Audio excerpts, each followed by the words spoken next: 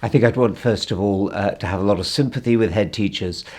because the pressures on them and the pressures to perform even better and to bring more and more things on board is enormous, and we mustn't forget that for a moment. I think I'd want to say to a number of head teachers, because you know an awful lot about your communities and your parents, and you will know some of the muddle and difficulty that some of your parents are getting into over money.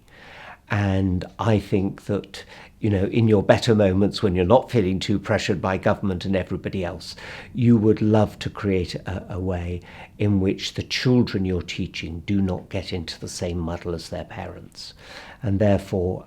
if the credit union can help them do that, don't you just think, admittedly on the top of everything else, that would be a good thing to do. But might it not become a particularly good thing to do if there are ways in which parents, people from local churches, perhaps even of your governors, could get involved as volunteers and therefore take some of the pressure off you and your office staff and other people in school already very, very pressured.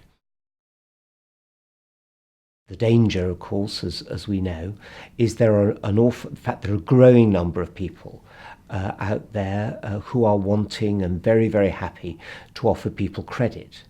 The rates of interest are often astronomical,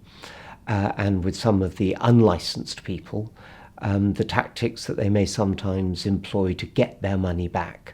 are really very difficult and unhelpful indeed. So we have a lot of people for whom finance is becoming literally a daily worry, and who, because that's how they are likely to fall prey to all sorts of people who want to exploit them and make life even more difficult for them than it is already.